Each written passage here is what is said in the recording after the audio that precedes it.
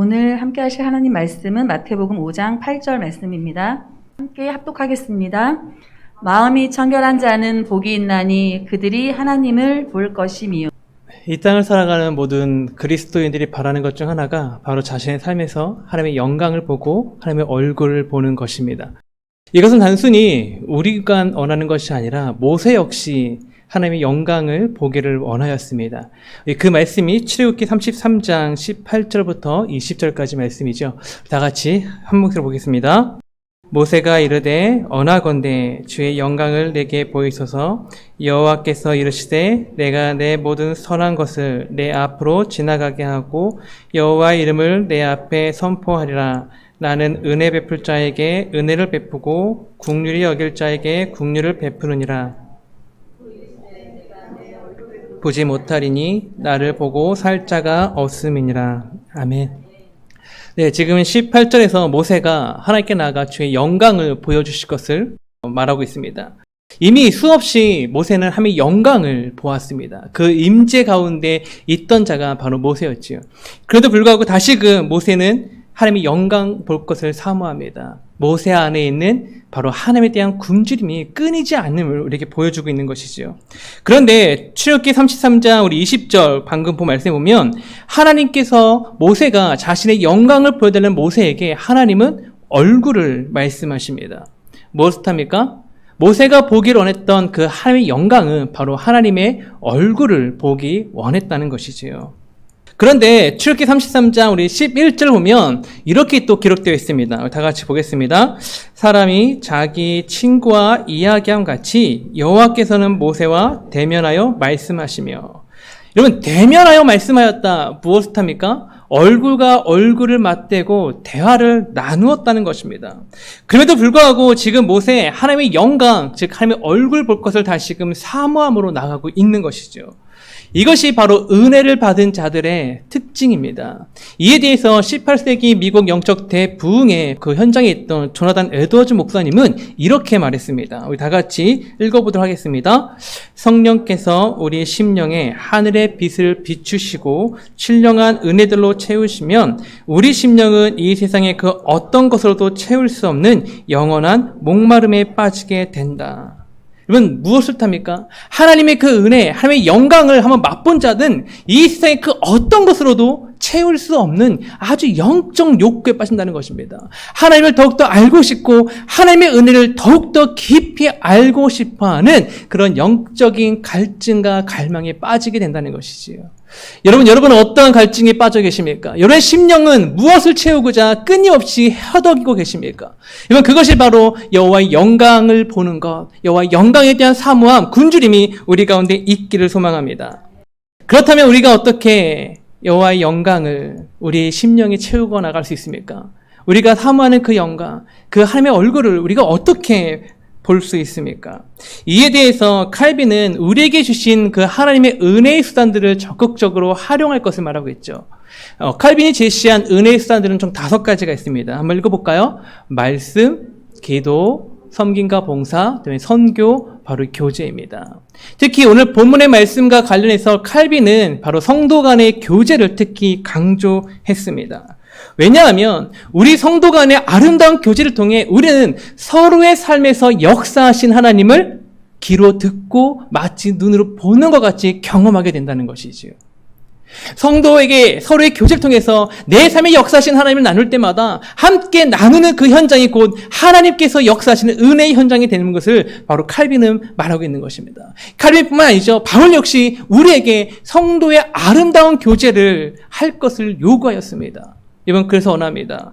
여러분, 교회에서 나누는 것이 어제 너무 재밌게 봤던 드라마, 또한 스포츠, 또한 연애 프로그램들, 그런 거 나눌 수 있습니다. 하지만 그것이 전부가 되지 않기를 소망합니다. 여러분, 사역하면서 제가 느끼는 그 알 수 없는 패배감 중 하나가 바로 이런 것들이에요. 방금까지 막 드라마 얘기하면서 집사님들이 또한 젊은 청년들이 어머 어저께 그 사람 봤어. 그래서 어떻게 그럴 수가 있어. 막 이렇게 얘기하시는 분들이 제가 가서 자 이제 우리 성경 공부할까요? 그러면은 갑자기 얌전해지시고 눈에 초점이 조금씩 이렇게 흐려지십니다. 여러분, 저에게 그런 알 수 없는 패배감을 주시지 않길 소망합니다. 아멘? 아멘. 하나님을 더욱더 깊이 알고 말씀을 힘써 나누는 우리 공동체가 되어야 될 줄로 믿습니다. 이건 다시금 출애굽기 33장 보면 하나님의 영광, 그 얼굴을 보기 원한다는 그 모세의 그런 간구에 여호와 하나님의 대답은 무엇입니까? 안 된다였습니다. 왜 안 됩니까? 그 이유가 출애굽기 33장 20절에 있죠. 우리 20절 다시 말씀 보도록 하겠습니다. 또 이르시되 내가 내 얼굴을 보지 못하리니 나를 보고 살 자가 없음이니라. 여러분 지금 우리 주님께서 네가 나의 뒷모습을 보고 나중에 나오지 나의 뒷모습을 보고 나의 형상을 볼 것이지만 나의 얼굴을 보지 못할 것이다. 그 이유가 무엇입니까? 나를 보고 살 자가 없기 때문이다. 근데 이 본문에서 원문을 보면 이 살 자, 다시 말씀 띄워주시겠어요? 마지막에 나를 보고 살 자가 없다고 하죠. 이 살 자에 해당하는 히브리어가 단순하게 사람을 뜻하는 아담이 아니라 하아담입니다. 바로 그 사람입니다.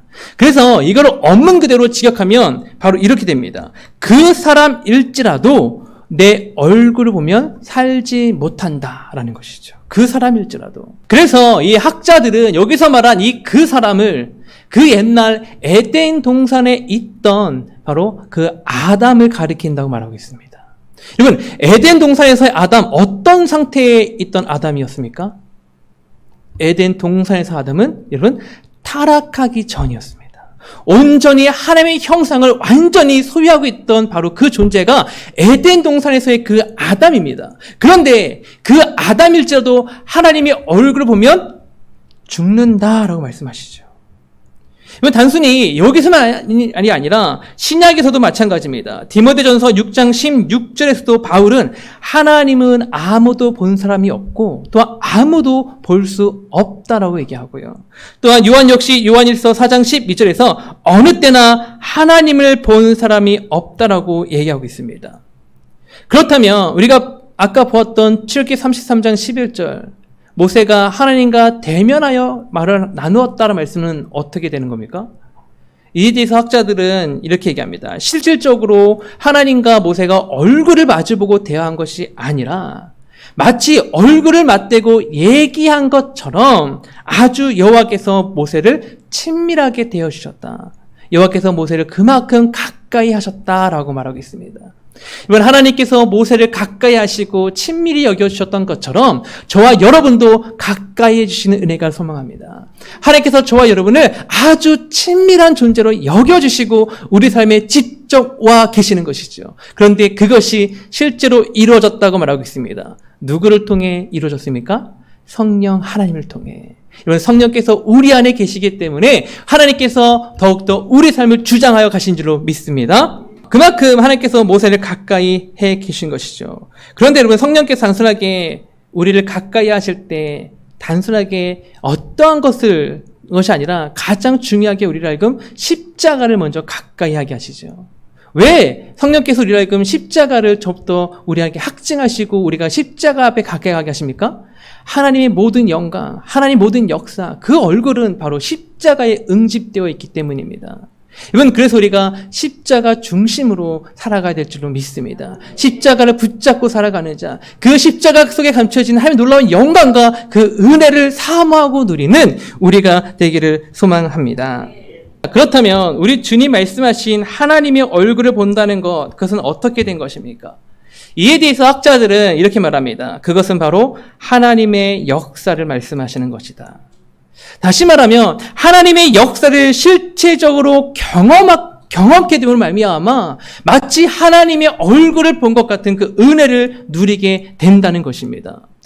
하나님의 역사가 내 삶에 이루어질 때 우리는 어떻게 되냐? 하나님께서 역사하시는 그 원리와 방법들을 습득하게 됩니다. 하나님께서 어떻게 이 생을 이끌어 가시고 어떻게 하나님의 백성을 세세하게 역사해 가시는지를 우리는 경험하게 되므로 마치 하나님의 얼굴을 보는 것 같은 그 은혜를 누리게 된다라고 말하고 있는 것이죠. 이것이 뜻하는 것, 그것은 바로 하나님의 얼굴을 보는 자들이란 하나님의 영적 눈이 띈 받은 은혜를 받은 자들임을 뜻합니다. 우리의 영적인 눈이 밝아졌음을 뜻하는 것이지요. 사역을 하다 보면 비슷한 사건일지라도 정말 다르게 말씀하시는 분들을 봅니다. 어떤 분들은 하나님께서 이렇게 해주셨다고, 하나님께서 도와주셨다고, 정말 하나님의 은혜라고 말씀하시는 분이 있는가 하면, 또 어떠한 분들은 우리 아들, 딸들이 그렇게 열심히 공부하더니만 좋은 대학에 붙었다고, 그렇게 내가 누가 열심히 노력했더니 이러한 결과를 가져왔다라고 얘기하는 것을 보게 됩니다. 여러분, 어떠한 것은 상관없지만 중요한 것은 그 가운데 하나님에 대한 감사가 있는 자가 되어야 된다는 것이지요. 여러분, 어떤 것을 보든 무엇을 하든 어떤 결과 앞에서 내가 행한 것, 사랑하는 아들, 딸들이 한 것, 남편이 행한 그런 노력들을 중요합니다. 그러나 그 노력들을 위해 역사하신 하나님의 역사, 그 노력을 위해 덮으시고 하나님께서 그것을 크게 사용하신 그 역사의 은혜들, 그것들을 볼 수 있는 자, 그것들을 입으로 나눌 수 있는 우리가 되어야 한다는 것이지요. 여러분, 실제로 열심히 노력하며 살아야 됩니다. 최선을 다해야 됩니다. 그런데 그 노력 위에, 그 최선 위에 하나님이 역사하시고 덮으시면 그 분야에서 빼놓을 수 없는 인물이 됩니다. 모든 자들이 기억할 수밖에 없는 그 한 사람이 됩니다. 그 한 사람, 우리 청년들이 되어지길 소망합니다. 그리고 우리 중고등부 아이들, 이 자리에 있는 우리 아이들도 그 역사의 주인공이 되어지길 소망합니다. 여러분, 하나님의 흔적들을 볼 수 있는 우리가 되어야 될 것입니다. 이것이 오늘 본문을 통해 깨닫게 되는 첫 번째 깨우침입니다. 같이 읽겠습니다. 하나님의 얼굴을 보게 된다는 것은 내 삶에 충만한 하나님의 역사를 보게 되는 그 은혜를 뜻하는 것입니다. 또 오늘 본문을 통해 깨닫게 되는 두 번째 깨우침은 내 삶에 충만한 하나님의 얼굴, 같이 읽을까요? 내 삶에 충만한 하나님의 얼굴, 하나님의 역사를 보게 되는 은혜는 오직 성령의 역사로 이루어지는 은혜입니다. 우리 다 같이 에베소서 1장 17절부터 19절 말씀 같이 읽겠습니다. 우리 주 예수 그리스도의 하나님, 그의 부르심의 소망이 무엇이며 풍성함이 무엇이며 그의 힘의 의력으로 역사하심을 따라 믿는 우리에게 베푸신 능력의 지극히 크심이 어떠한 것을 너희로 알게 하시기를 구하노라.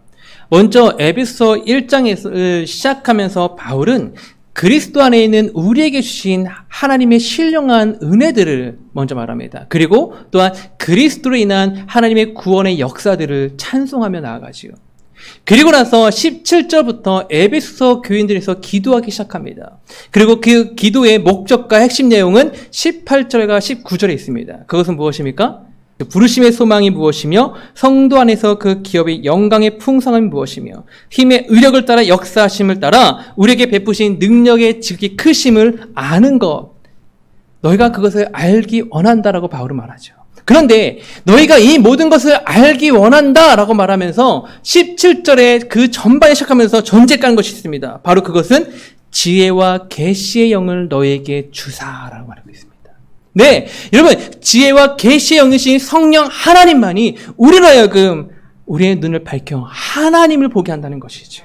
우리의 눈을 밝혀 부르심의 소망이 무엇이며 성도 안에서 그 기업의 영광의 풍성함이 무엇인지, 그 하나님의 놀라운 힘의 의력대로 역사하시는 그 능력이 얼마나 위대한지를 성령 하나님께서 보고 깨달아 알게 하신다. 그리고 바로 이것이 하나님을 보는 것이다. 지금 바울은 우리에게 그것을 말하고 있습니다. 그래서 우리가 더욱더 성령의 충만함을 받아야 하는 것입니다. 이건 단순하게 성령께서는 우리에게 이러한 것들을 통해서 역사하실 때 단순히 그냥 어떤 사람에게 갑작스럽게 역사하시는 그런 분이 아니십니다. 성령께서 우리로 하여금 하나님을 알게 하시고 하나님의 그 놀라운 역사들을 보고 깨달아 알게 하실 때 기본적으로 우리에게 요구하는 것이 있다는 것이죠. 그것은 바로 하나님에 대한 지식입니다. 역사학자들은 그 지도한 역사 속에서 하나님께서 이 세상에 놀라운 부흥의 역사를 일으키는 그 특징들을 통해서 그 첫 번째 특징은 먼저 그들이 하나님의 말씀 앞에 모였다라고 말하고 있습니다. 즉 하나님의 말씀을 통해서 과연 이 말씀이 어떤 말씀인가? 과연 하나님이 원하시는 것이 무엇이고 하나님이 일하시는 방식과 그 원리는 무엇인가? 하나님은 과연 어떠한 분이신가를 그들이 성경책 앞에 사모함으로 나가고 있을 때 성령께서 그 말씀 위에 역사하셔서 부흥의 은혜를 이루셨다라고 하는 것이죠. 여러분, 그래서 우리가 말씀을 보아야 하는 것입니다. 그래서 우리가 말씀을 단순하게 이 시간에 듣고 끝나는 것이 아니라 개인적으로도 말씀을 탐구해 나가며 말씀을 연구하고 하나님에 대해서 알기를 힘써야 되는 것입니다. 그 지식 위에 하나님께서 그 말씀이 실제적인 역사가 되고 사건이 되는 은혜를 주신다는 것이지요. 여러분, 말씀을 더욱더 사모자 되길 소망합니다. 여러분, 제가 사역하면서 성경 공부를 이렇게 강조하면 많은 분들 중에 대표적인 반응 중 하나가 교회에서도 공부를 해야 되냐? 이 말씀 시간에 이렇게 말씀을 듣는 것으로만 충분하지 않냐라고 생각하십니다. 여러분, 충분하지 않습니다. 여러분, 말씀 공부, 그 자리를 사모하시는 자가 되어지기를 소망합니다. 말씀을 사모하십시오. 더욱이 여러분, 우리 성령 하나님께서는 이러한 말씀을 공부하게 될 때 우리가 어떠한 상황 속에 있을 때 우리로 하여금 그 말씀 속에 나타난 많은 인물들을 떠오르게 하죠. 우리가 다윗에게 겪었던 그 놀라운 일들, 그 놀라운 그 삶의 현장 속에서 다윗이 경험했던 그 일들, 또한 생명의 위협 앞에서 바울에게 역사했던 그 하나님을 성령 하나님은 우리에게 깨닫게 하시고 보게 하십니다. 단순히 깨닫게 하는 것이 아니라 그 은혜들을 우리 또한 사모하게 하십니다. 그리고 그 다윗이 만난 하나님, 그 모세가 만난 하나님, 바울이 만난 하나님을 나도 만날 것을 간구케 하십니다. 그 간구함에 대로 우리 주님께서 이루시고 역사하신다는 것이지요. 그래서 다시 한번 말씀드립니다. 그래서 우리가 성경을 봐야 하고 묵상하고 공부하고 또한 암송해야 합니다. 여러분, 특히 암송하는데 열심인 우리가 되길 소망합니다. 여러분, 다윗이 더 강야에서 주야로 그 말씀을 묵상하고 했다는 것이죠. 근데 그 다윗이 묵상하였다는 것은요, 지속적으로 어느 한 구절을 계속 되뇌인 것입니다. 계속 되뇌면서 그 말씀을 자신의 삶에서 이루어지시는 하나님을 묵상하고 그 은혜가 내게 있기를 사모했다는 것이 바로 성경에서 말한 묵상입니다. 여러분, 바로 우리가 그렇게 사모해야 합니다. 그렇게 사모할 때 성령께서 그 약속대로 그 말씀이 우리 삶의 실질적인 역사가 되게 하신다는 것이지요. 근데 이 성령 하나님 누가 보내주셨습니까? 우리 주님과 하나님이 보내주셨습니다. 무엇을 합니까? 하나님께서 우리의 삶에 하나님의 말씀이 실제적으로 사건이 되는 그 은혜를 하나님이 주시기를 원하신다는 것입니다. 단순히 우리가 이 말씀을 내 삶에 이루어지는 역사가 되는데 사모를 우리가 시작한 것이 아니라 하나님께서 먼저 간절히 원하셨다는 것이에요. 나의 사랑하는 백성들이 이 말씀을 경험해야 된다.